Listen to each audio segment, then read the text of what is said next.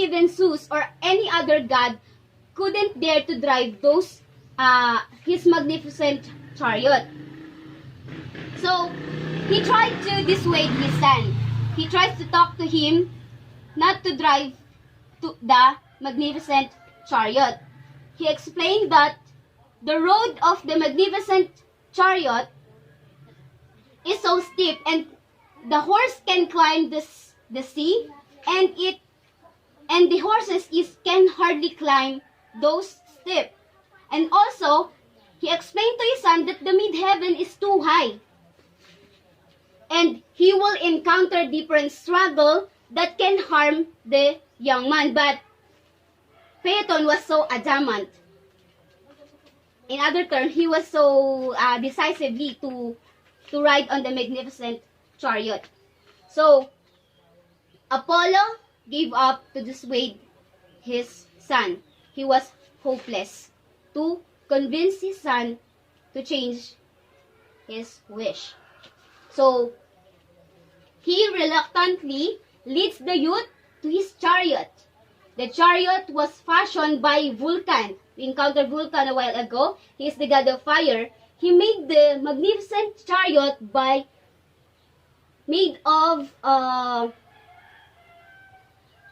brilliant light, made of silver and jewels that reflect the brilliant light of the god. So, with a heavy heart, Helios or Apollo anoints his son's face for protection and leads him to the chariot and advises him how to manage that magnificent chariot and how to handle those 4 horses that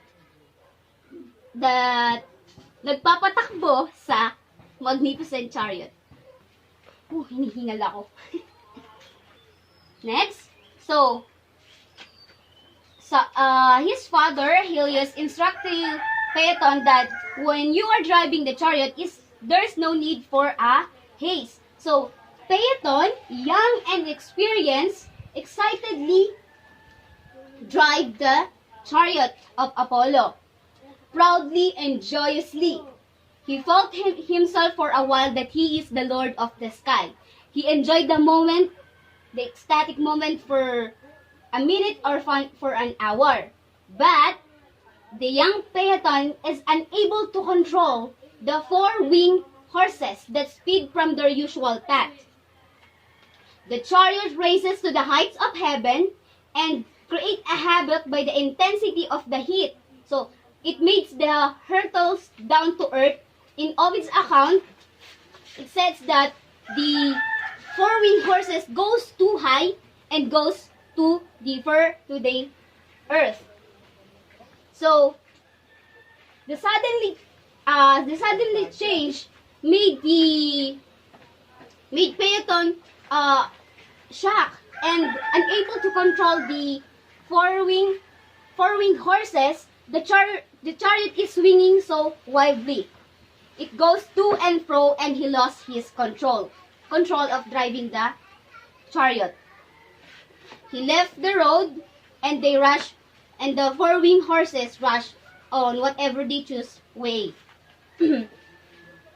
So, next, Phaethon, as shot in terror, left the 4-winged horses or the chariot, and that makes the chariot or the horses more mad and recklessly in running.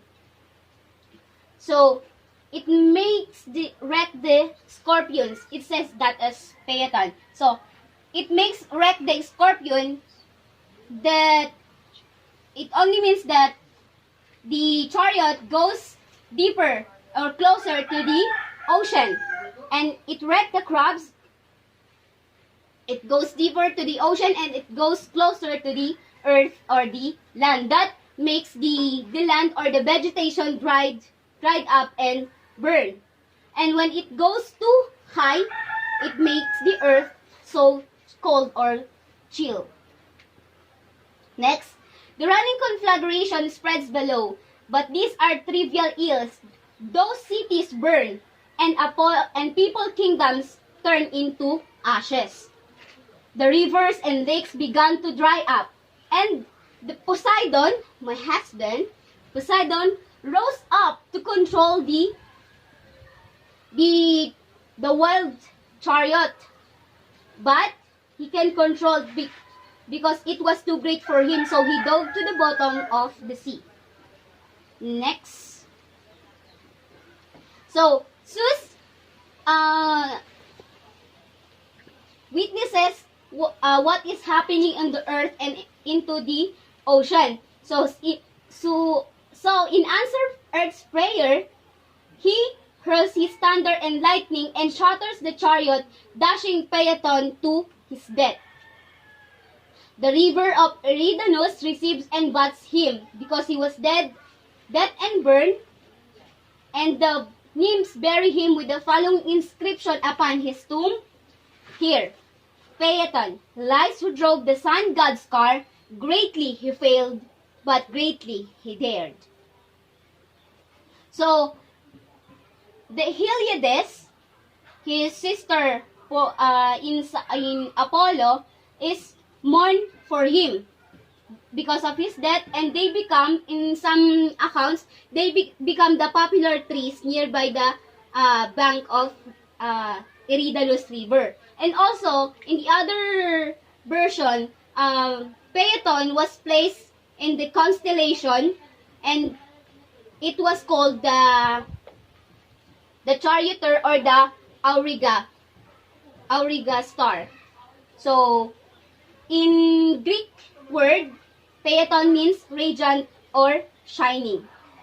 And that's all about the story of Phaethon. Questions so far?